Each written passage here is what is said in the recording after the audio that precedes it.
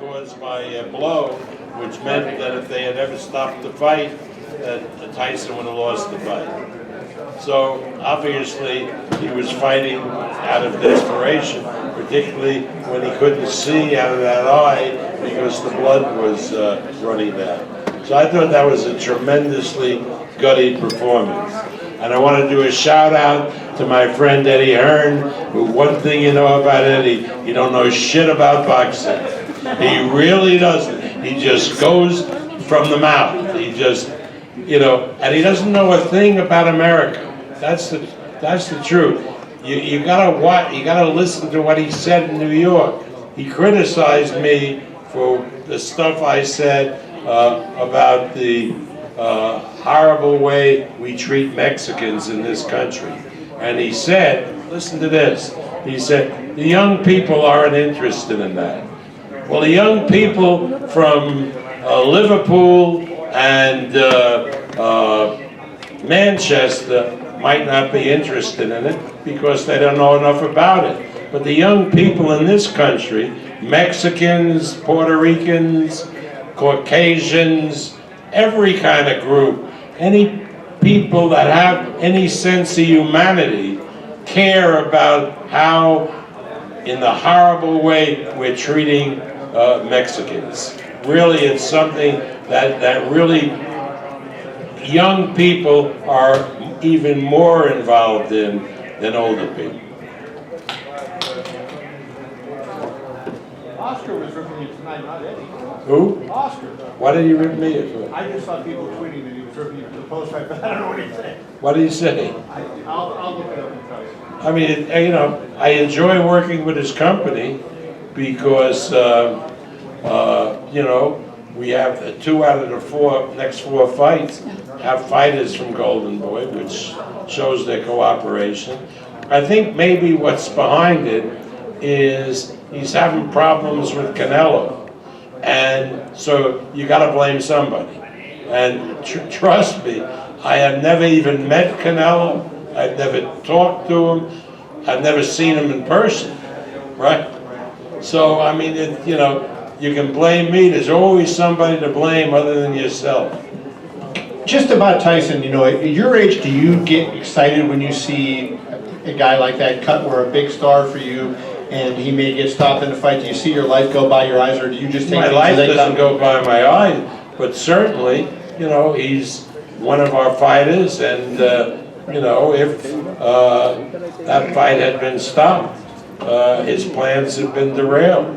Forget about my plans; they don't matter anymore. They really don't. It's the fighters who we promote. So yeah, I was concerned. Hey, I got a question for you, Bob. When you say that fight would have been stopped if the refs deemed that he couldn't move forward, it wouldn't have went to the scorecards? It wouldn't have gone to the scorecard. No, because it was that's the thing. The cut was caused by a blow, and so that means that if the fight is stopped, the fighter who they stop the fight loses the fight. At any round? At any round? Any round. Okay, I thought after the fourth it goes to the See, scorecard. if it was a headbutt, yeah, it goes to the scorecard, and then I wouldn't have been concerned because he was comfortably ahead on the scorecard. Excuse me? What? Well, I'm a Mexican warrior. Get ready, he's fighting next month. Come on up.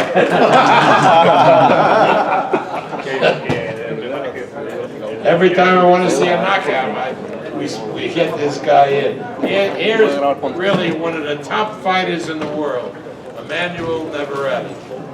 Come up here and translate. Yeah, go ahead.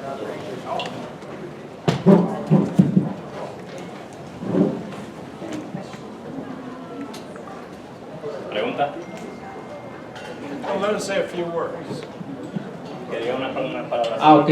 Pues antes que nada le quiero agradecer a toda la gente que está aquí, todos los medios que se reportaron aquí para estar siguiendo mi pelea. Estoy muy agradecido con ustedes. Le agradezco también al señor Bob por las oportunidades que me ha brindado, mi empresa Samper también, mi equipo, que ni se diga. Estamos muy orgullosos y satisfechos pues con el trabajo que hemos hecho y vamos a seguir trabajando para más. First of all, I want to thank all the media for being here. I want to thank Bob Arum for all the opportunities. I want to thank Sanford, my team, of course, and I want everyone to know that I'm going to keep working hard and I'm coming for more. Great performance. Any questions? Sí. Emanuel, quisiera que me contaras para ti qué significó presentarte esta noche aquí en Las Vegas y bueno, sobre todo la respuesta de la gente. Estoy muy contento, orgulloso de pertenecer a una cartelera aquí, precisamente aquí en Las Vegas, en el T-Mobile, a pesar de, bueno, la fecha también, que ni se diga, ¿no? Una fecha en la que los mexicanos nos sentimos, bueno, yo en lo personal me siento muy orgulloso de pelear en esta fecha, representando a mi país, y la gente muy atenta, la verdad me trató bastante bien, respondió bastante bien. Espero que les haya gustado mucho mi pelea, tal vez no fue tan larga, pero de verdad los 4 rounds que peleé fueron con todo el corazón y con todas las ganas. Question was, how does it feel to fight in Mexican Independence Day weekend? He said that he was very happy of fighting at T-Mobile Arena, and of course in a big day, important day for the Mexicans. And he wants everyone to know that although the fight was a short fight, he gave it his all and all the Mexican heart for the 4 rounds that he fought. Oye, Vaquero, el Rey Vargas venía a ver la pelea, dice que le gustaría una pelea contigo y bueno, que no tiene promotora, en ese caso te gustaría que llegara con ustedes. Pues claro que sí, ¿no? Yo estoy dispuesto a pelear con el que sea, ¿no? Siempre y cuando pues me ayude a subir de nivel, que siga progresando mi carrera. Yo estoy dispuesto a pelear el que sea. Si Rey Vargas quiere pelear conmigo, pues sin problema. Yo estoy estoy a gusto pues que quieran retarme, ¿no? Me siento muy bien que él se haya tomado el tiempo de venir a verme, y claro que sí, si nos dan la oportunidad de pelear, yo estaría muy agradecido de hacerlo y con todas las ganas de peleo. Question was about junior featherweight champion Rey Vargas being here to watch him fight. He said that he feels great about Vargas taking the time to come here to see his fight, and that he would be more than willing to face him if the opportunity arises. And Vargas came over to me before Emmanuel's fight and said that he would look forward to fighting Emmanuel. But that was before.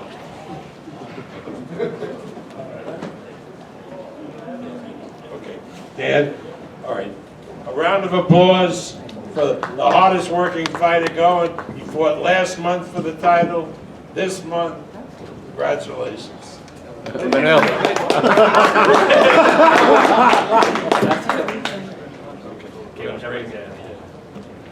Muchas gracias a todos, hasta luego, buenas noches. The bad news is that there won't be any songs sung tonight because Dan, would you come up here? Dan, the trainer of Tyson Fury, and explain the situation of Tyson. Yeah, Tyson's okay. As you all know, as he's shown plenty of times before, that he's got a ton of heart, and that's what he had to show tonight. Otto, a man that was, fighting with the inspiration of his passing father, which I want to say he done proud, that's for sure. But it was one of those fights Tyson had to, although we all know Tyson's got the boxing ability and the skill set, but sometimes you have to be able to fight as well, and Tyson's shown that he's able to do that. Ben, over here, a question for you. Did you feel like Tyson's, right in the front, did you feel like Tyson's body work was a difference? I mean, it seemed like he was really going hard to the body, especially after the cut. It seemed like he got pissed off, and I thought maybe slowed Otto's pace down a lot in the second half of the fight. Yeah, I mean, I've got to be honest, I had a feeling in the back of my mind that the fight was going to have to go that way. I knew that Otto could box, I knew that he had good pedigree, and I knew that he could make himself awkward. But I also knew that he didn't have the engine of Tyson, the size of Tyson, the heart of Tyson, the desire of him, and I knew that we had to have it in case he needed it, because I had a feeling that he might need it, and it turned out that he did, but luckily he had it in the locker. Over here. How much inside fighting did you work on during training camp? Yeah, we worked on quite a bit, you know, like I just said there, I had a feeling that obviously I didn't expect there to be a big cut and it to start that way, but I expected Tyson to dominate at distance in the early rounds. Then I had a feeling that Otto had to make a decision which I didn't know whether he'd make. I didn't know if he'd look to try and close the gap up or if he'd look to keep it at long range, and if he kept it at long range as he slowed down, we worked on Tyson closing that distance and using his physical size to get the job done. Didn't turn out exactly that way, but it turned out that Tyson needed it, and luckily enough, he had it. Ben, could you explain to us basically the role that Jorge Capetillo has in the camp with you guys? Obviously, the last fight was the first fight that he worked alongside with you in the corner. Could you explain the role that he has? Today we saw him working on the cut, which he's not really known for. Could you kind of clarify that up, please? Yeah, Jorge's, ever since we've been finishing our training camps off over in Las Vegas, Jorge's looked after us, treated us well, and he's been a real help in the gym day in, day out, and he's been an absolute pleasure to be around. He's an absolute gentleman, and you know, I've got to say that he's done a fantastic job on that. You know, he got Tyson through from a cut in the 3rd round, I think it happened, through to the 12th, so, you know, I want to thank Jorge for that. I want to thank him for how he's treated us, how he's made us feel, and him just being an absolute gentleman. Like I said, he's helped us out in the gym. He's been an absolute pleasure and a massive asset.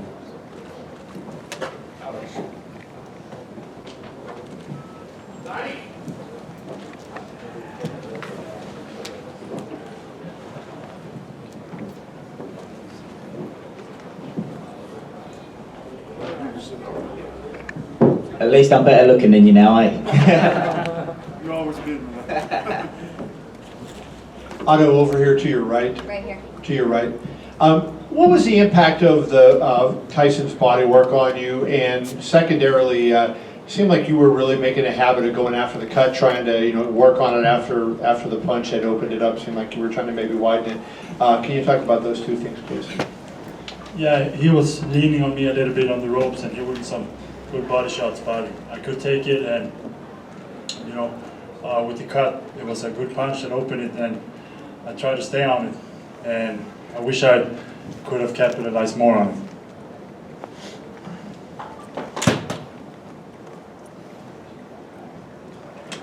Any other questions? Right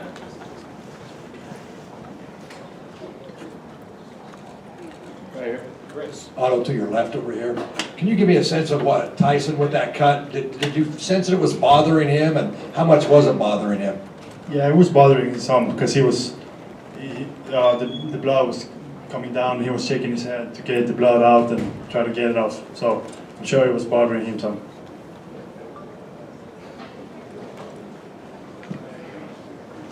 Expressing over here. Just if you summarize how you feel about the game right now afterwards, what do you take with you from this fight? I did everything I could. I left it all in the ring, and unfortunately it wasn't enough. And Tyson is a great champion, and he deserved the win. I think it was in the 5th round the doctor looked at the cut, and then he really came out with, it seemed like a sense of urgency. Did you notice that too, that he was really trying to step on the gas at that point? Yeah, I felt he was trying, and I just wanted to keep going and hit the cut more, and try to break him down. And yeah. Otto, he's such a big man, and he was leaning on you, and that a lot of that looked as if it wore you down, took some of the strength away from you. Did you feel that as the fight went on, his strength? A little bit. It was it was a lot of things. He did a lot of things good in there, and he's a big guy. It wasn't easy to get to him. And yeah, he's a great champion, and I got a lot of respect for him. Otto, Philippine News Today here. Were you expecting him to be fighting on the inside and be seriously physical with you in this fight? Yeah. I thought that he was gonna come out faster and trying to stay on me, but he didn't. And I wasn't surprised that he was trying to fight on the inside. And we were ready for that. And I felt that he hit me with some good shots there, and I hit him with some good shots there. And guys, a lot of credit to Joey Gamache, which formed a Yeah. tremendous game plan. As you saw from the beginning of the fight, they really had an answer for everything that Tyson brought. So, Yeah. Big thank you for Joey. Without him, I wouldn't be here. So.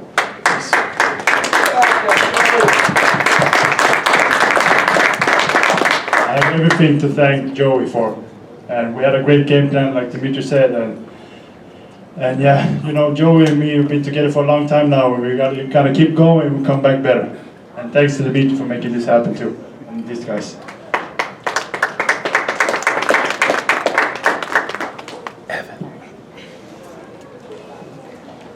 Otto right here, Adriana Jimenez with Fino Boxing.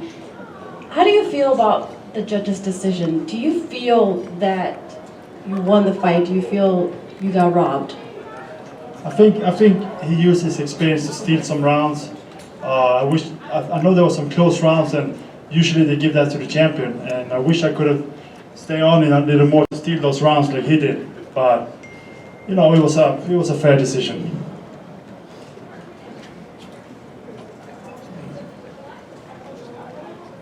Any more questions? Just one other one for Otto. In the 11th round at the end, how bad were you? It seemed like he hit you with a body shot and you kind of doubled over. Was that his best shot that he hit you with at that point? I can't even remember. He was a good shot, but you know, I kept fighting and kept trying. Kevin, but in the 12th round, Otto hurt him and almost dropped him.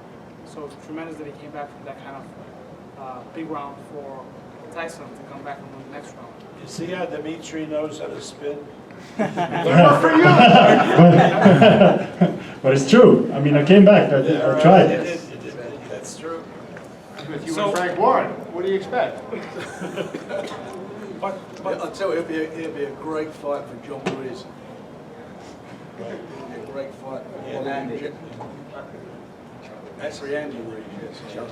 But what happened tonight is that we have a new heavyweight, a new top heavyweight in the division, and Otto did a great job. I think better than everyone gave him credit for. He showed that he had the skills to win. He showed a great chin. He showed heart. He showed determination. He showed a great corner in Joey Gamache that built a fantastic fight plan from the beginning to end. When Tyson was aggressive, when he wasn't aggressive. I mean, Otto really was prepared mentally and physically to deal with everything that Tyson had to offer. And even the stuff that Tyson did on the inside, I know because I've seen them work together. And this was really a tremendous game plan for both of them. And Otto has never really fought on this level and never really been in the spotlight of this magnitude. So I want to thank Mr. Aram and Top Rank and Frank Warren and Team Fury. But Otto did an amazing job, and he should be recognized as one of the top heavyweights in the world. And one thing you have to say about Dan and the Tyson Fury camp, they never underestimated Otto Wallin. They don't listen to what Eddie Hearn says. Right? They know Eddie Hearn doesn't know shit about boxing. They knew Otto Wallin was a good fighter and would give it his all, which he did. And if they hadn't have prepared that way, there would have been another winner tonight. And those that paid attention to the fight, from a technical point of view, when Tyson in the second round went into the ropes and tried to show off and do the rope-a-dope, Otto Wallin went to the body. When he went to the body, Tyson dropped a little bit, and that's when Otto Wallin hit him with a shot that caused the big cut. So that was. You're a promoter, you don't get technical. You want to get technical, give the microphone to Joey Gamache. Speaking the truth. Dimitri, speaking the truth. Talk to him, baby. All right. Hey Ben, one question for you. Is there any concern about the cut, how soon Tyson will be able to be back? If he's going to fight in February, do you think from what you saw, I know he's at the hospital, but from what you saw, would that be any concern of allowing him to fight in February? I know boxing and I know boxing very well, but I'm not a surgeon. I couldn't comment on that. So we'll have to see. Tyson's on his way to get it all sorted out now. So we'll have to see what advice is given there. It's 5 months. It's September. It's September. So even if you give it 2 months to heal and don't spar, plenty of time to get ready for February. So it's not, luckily, luckily, it kills Frank's plan. Frank wanted to give him another fight in December. But the doctor spoke to him. He said, as much as a bad cut. Give him a mic. Sorry. But the doctor said here, he said as much as it was a very, very bad cut, but it was a clean cut, so it doesn't need microsurgery inside of it, and he said it'll stitch well, so fingers crossed it'll be all right. All right, if that does it, I want to thank everybody. I want to thank MGM. This is the first fight that Top Rank has done in this T-Mobile arena. It's absolutely great. You know, as great as MGM brand is, and we're used to, this is fantastic as well. So at least we got two great arenas now for big fights. Just get ready for our great fall schedule, October 18th, maybe one of the fights of the year for the Unified Light Heavyweight Championship, Votzik and Beterbiev. Then we go to a great featherweight championship with our own Shakur Stevenson against Joet Gonzalez. Then we go to the California, Carson, California, and we have a really terrific match there, which is, I forget, what is it? What? Oh, Michelle, yeah, Michelle Souza, Mexican against Puerto Rican, great championship fight. And finally, the Fighting Marine gets to do his first title defense on the eve of both Marine Day and Veterans Day. Hoorah! Hoorah! So it's a great schedule. Boxing really is alive and well in this country, and I want to thank everybody for making it possible tonight. Thank you very much. What a fight, Otto! What a fight!